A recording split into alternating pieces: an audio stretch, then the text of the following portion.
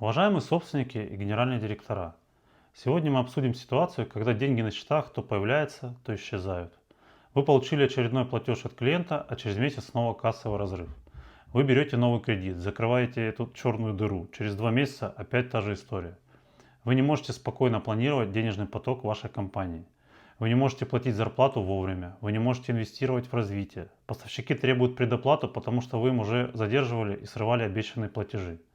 Банки в России сейчас выдают кредиты под очень большую процентную ставку для вашего бизнеса. Кассой надо управлять. Если это про вашу компанию или бизнес, тогда этот ролик точно для вас. И главное, вы не понимаете, почему так происходит. Вы вроде считаете деньги, план есть, а кассовые разрывы все равно случаются. В этом коротком блиц-ролике рассмотрим одну проблему, как уменьшить количество кассовых разрывов в вашей компании. Одно решение и без воды. Почему возникают кассовые разрывы? Вы же видите еженедельный отчет о движении денег, планируете поступления, согласовываете платежи, а разрывы все равно случаются. Причины, которые вам называют финансисты, продажи и закупщики. Клиенты задерживают оплату, дебиторка большая, сезонность, налоги резко выросли, курс скаканул. Все это, конечно, правда. Но это уже следствие. Причина одна – несистемное управление. Разберем стандартную ситуацию в таких компаниях. У вас есть утвержденный план продаж. Менеджеры заключают новые договоры. Вы видите будущую выручку, планируете под нее закупки, зарплату, налоги. А потом клиент задерживает платеж на 2 недели или на месяц, или платит не полностью. Ваш план поступлений начинает рушиться. А платежи от вас надо выполнять, не то бизнес остановится. Вы закупаете материалы, платите аренду, выдали аванс подрядчикам, начислили зарплату своим сотрудникам. Деньги из вашей кассы уходят. И в какой-то момент вы открываете счет, а там ноль или хуже минус. А завтра зарплата. Что делает собственник? Берет новый кредит или еще вливает в бизнес собственные средства из прибыли. Затыкает эту кассовую дыру. И он обещает себе, и его топ-руководитель обещает ему, в следующем месяце мы все наладим, стабилизируем с деньгами. Но через месяц история повторяется, потому что вы не решили основную причину. Вы залатали дыру новым вливанием денег в бизнес, а систему, которая постоянно создает вам эти дыры, вы даже и не затронули. Что происходит сейчас в вашей системе управления бизнесом? У вас, похоже, нет сквозного планирования в компании между функциями продажи, производства, закупки, отгрузки, поступления. Платежи разорваны между собой. Каждый блок живет своей жизнью. Продавцы обещают одно, производство делает другое, финансист считает третье, а в итоге кассовый разрыв на вашем счете. Вы лечите следствие и решаете проблему локально. Берете кредит, просите отсрочку у поставщиков, упрашиваете клиентов заплатить быстрее. А причина – отсутствие системы, которая синхронизировала бы вам деньги и операционную деятельность между собой. Кстати, смотрите мой ролик про бюджетную систему России. Ссылка вверху на экране. Там тоже тот же механизм. Доходы есть, а касса пуста. Потому что нет синхронизации между планами и деньгами. А также каждое министерство живет своей жизнью, они разорваны между собой по общим целям. Все прям как в бизнесе и компаниях. Те же самые конфликты мы видим между функциональными колодцами. Принципы управления идентичны сейчас в 2026 году, что в компаниях, что в министерствах. И я думаю, вы уже не раз пробовали уйти от кассовых разрывов. Не один и не два раза. Каждый раз думали и рассчитывали, ну вот сейчас точно все заработает и появится сбалансированность в денежном потоке бизнеса и компании. Сначала вы внедрили процесс казначейства в 1С или САП. Теперь все заявки на платежи приходят через систему.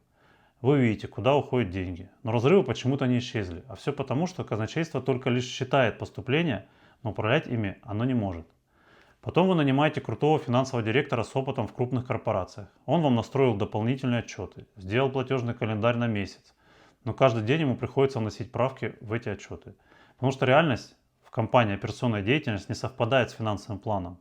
И через 2 месяца он сдается и говорит вам, я не могу сбалансировать финансовый поток и операционный поток. Потом на всякий случай вы открыли новую кредитную линию на всякие платежи, которые вы не планировали, овердрафт. Теперь вы платите проценты за то, что деньги лежат на счете. Или берете их и снова платите проценты. Разрывы стали менее острыми, но до конца так и не исчезли. Почему все эти шаги вам не помогли? Потому что вы пытаетесь управлять деньгами через учет и кредиты, а не через синхронизацию операционной деятельности с финансовыми потоками. И это очень важно, их интегрировать друг с другом. Вот как все это работает в типичной компании. План продаж не связан с планом производства и планами отгрузок. План отгрузок не связан с планом поступления денежных средств. План поступлений связан с планом платежей за поставленную вам продукцию и комплектующие. Закупки живут отдельно от оплат и от плана производства. Производство тоже живет отдельно от денег. И вы, соответственно, продолжаете управлять денежными потоками компании вручную и связывать все эти процессы. Дергайте продажи, соберите дебиторку, дергайте закупку, перенесите оплату, дергайте клиентов, заплатите мне быстрее аванс. Все нервничают. И клиенты, и поставщики, и ваши сотрудники. А кассовые разрывы повторяются все снова и снова. И вас это уже начинает раздражать. Какая-то безвыходная ситуация с деньгами. Вот что вас ждет дальше, если не менять текущие методы управления в компании. Вы будете жить от кредита до кредита. Проценты постоянно съедают вашу прибыль. Банки начинают отказывать вам с новыми кредитами, и вы так можете остановить компанию. Вы не сможете развиваться, потому что все деньги уходят на затыкание финансовых дыр. Поставщики перестанут давать вам отсрочки, зная, что вы снова сорвете их платеж. Клиенты уйдут к тем, у кого стабильнее ситуация в компании. Проблему с кассовыми разрывами пора менять, дальше будет только хуже. Посмотрите, пожалуйста, мой первый плейлист из 14 серий про архитектуру управления. Ссылка вверху на экране. Там детально разобрано, как построить систему, где деньги и операционная деятельность синхронизированы между собой. Выход есть, и он не в том, чтобы взять еще один кредит или нанять коллекторов для сбора дебиторки.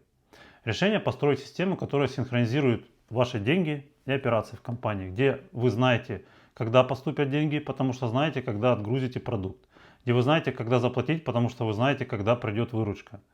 Я называю это архитектурой управления. Как это работает в кейсе с кассовыми разрывами? Шаг 1.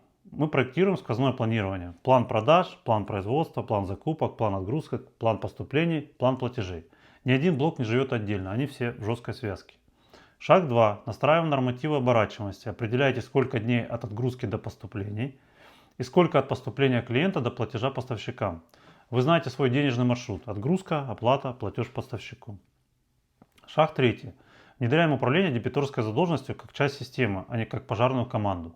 Система сама показывает, кому пора платить, кто уже просрочил, кому пора отгружать. Жестко управляем дебиторкой от требований доходных договоров и составляем их правильно при заключении новых. Вносим все в единую таблицу, чтобы ее все заинтересованные участники процесса видели, не как отдельный какой-то файл или шаблон. Одна команда, продажи, закупщики, финансисты и другие службы участвуют в этом процессе. Вы получите синергию от предложения функций, когда они будут работать на общую цель. Шаг 4. Убираем ручное управление кассой. Вы не согласовываете каждую заявку на платеж теперь. Система показывает ваш платежный календарь, синхронизированный с поступлениями, производственной программой, планом закупок и планом отгрузок. Все они в одну линию дополняют теперь друг друга. Вы четко видите даты, когда кто должен заплатить и кто должен из закупщиков, наоборот, поставщикам заплатить. Посмотрите мой ролик о сквозном планировании функций, ссылка вверху на экране. Вы смотрите теперь на единый дэшборд управления и видите, когда возникает кассовый разрыв за 2 недели, за месяц до его наступления. Никаких больше сюрпризов. Никаких «ой, а денег нет на счете». Первые результаты, которые вы получите через 3-6 месяцев, это кассовые разрывы исчезают или становятся предсказуемыми. Вы перестаете брать пожарные кредиты под 20 и более процентов. Дебиторка становится управляемым системным процессом. Вы начинаете спать спокойно, потому что знаете, что завтра на ваших счетах деньги точно будут. Так как это не просто внедрили казначейство или не снова открыли новую кредитную линию, а вы используете системные методы управления, которые делают ваш денежный поток предсказуемым. Эти методы управления отработаны на практике в России и Киргизии. Кассовые разрывы – это не случайность, это симптомы того, что у вас нет архитектуры управления, синхронизирующей все операции компании и деньги между собой. Такие кейсы с кассовыми разрывами в компаниях сотни, и в каждом своя боль и свое решение. Если вы узнали себя, если вы живете от кредита до кредита, а деньги на счете так и не приходят, это как лотерея, не ждите следующего кассового разрыва. Напишите мне в Telegram слово «разбор». Ссылка в описании канала и ролика. Разберем вашу ситуацию и боли. Скажу, с чего начать именно вам. Также провожу полный аудит ваших управленческих процессов в компании. При необходимости откроем полномасштабный проект по проектированию и внедрению архитектуры управления для вас и вашего бизнеса. И помните, кассовые разрывы не лечатся кредитами, они лечатся системой. Подписывайтесь на канал, жмите на колокольчик, чтобы не пропустить следующие выпуски. В следующем ролике разберем потерю управляемости в компании. Быть сильным руководителем – это ремесло, ему можно научиться. Увидимся в следующем ролике. Всем вам удачи!